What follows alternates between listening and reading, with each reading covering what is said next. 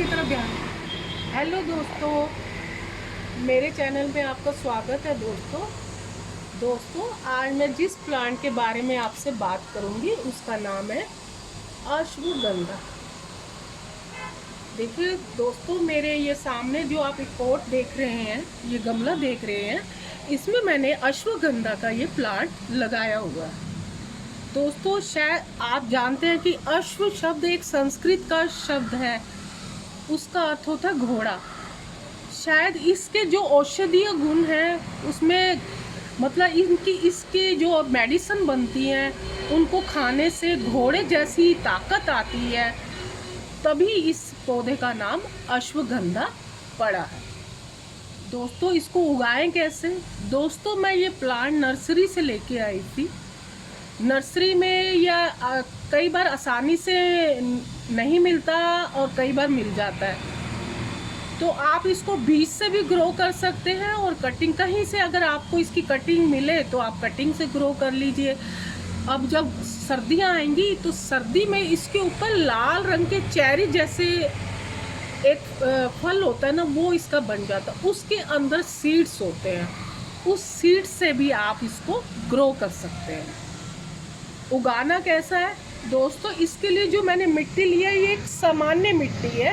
इसके अंदर गोबर की खाद भी है, रेत भी है और एक सामान्य मिट्टी है, वो मैंने ली है। इसके लिए कोई ऐसी ज़रूरी नहीं है कि कुछ ऐसा चाहिए जो बहुत हाई फाई हो, वो ऐसा नहीं है। इसके लिए सामान्य तरीक़ों से ही आप इसको उगा सकते हैं। आप इसको सूरज की रोशनी, इसको सीधी सूरज की रोशनी पसंद है।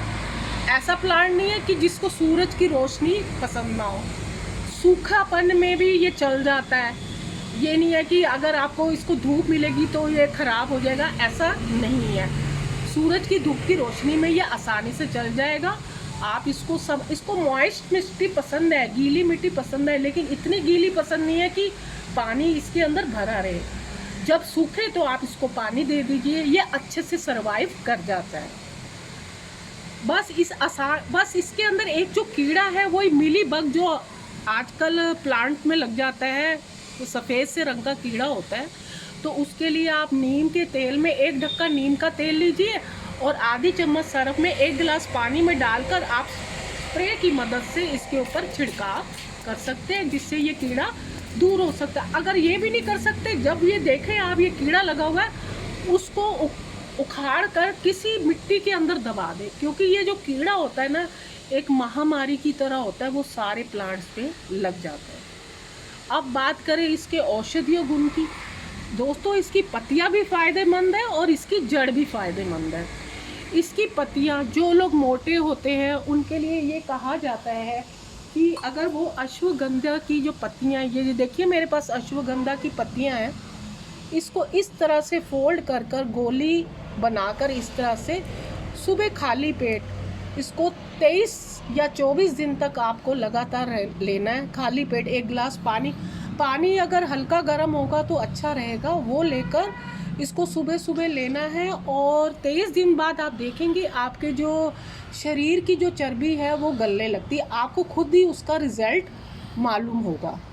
अगर आप इसका काढ़ा बनाकर भी पी सकते हैं। इसकी ये 2 पत्तियां लीजिए, इस तरह का 1 गिलास आप पानी लीजिए, पूरा भरा होना चाहिए, ये वाला गिलास पानी का है। ये पत्तियां इसमें बॉइल्ड कीजिए कम से कम 20 मिनट तक। फिर इसमें थोड़ा सा शहद और थोड़ा सा आधा नींबू का रस डालकर वो भी खाली पेट पी सकते हैं। उससे भी हमारे जो मोटापे से ग्रस्त लोग हैं उनमें ये फ़ायदा करता है। और इसके साथ साथ आप इसकी पत्तियों को सुखाकर आप इसका काढ़ा बनाकर पी सकते हैं। इससे आपकी जो इम्यूनिटी है, जिन लोगों की इम्यूनिटी बहुत कमज़ोर होती है, उनको सर्दी जुकाम बहुत जल्दी लग जाता है, तो आप उसको ले सकते हैं। और नहीं तो आप इसकी लुगदी बनाकर उसका जो रस है, 1 चम्मच रस है, वो ले सकते हैं। आपने कभी कभी देखा होगा, हम घर में चाय पत्ती लाते हैं, एक ब्रुक बॉन्ड कंपनी की एक चाय की पत्ती आती है, उसमें अश्वगंधा लिखा होता है। अश्वगंधा मतलब सर्दी मतलब इसकी पत्तियों को सुखाकर, अगर आप सामान्य पत्ती लाते हैं, सर्दियों में, तो उसकी पत्तियों को सुखाकर 1 चम्मच आप उसके अंदर मिक्स कर दीजिए, इलायची डालिए और ये अश्वगंधा की ये पत्तियां सुखाकर डाल दीजिए। ये आपके लिए एक आयुर्वेदिक चाय बन जाएगी, बहुत अच्छी रहेगी। अब ये तो हो गई इसकी पत्तियों की बात। कहते हैं अगर साल बाद जब ना इसका जो इसके ऊपर फल आ जाएंगे ना, तो इसके बाद इसकी जो पत्तियां है ना, जब इसके ऊपर चेरी रंग के फूल आएंगे तो जो इसकी पत्तियां हैं वो झड़ जाएंगी। फिर क्या करते हैं, जो इसको हम जब फल आने के बाद इसको उखाड़ कर इसकी जो जड़ है उसको धोकर पीस कर फिर उसका पाउडर बनाया जाता है जो बाजार में मिलता है।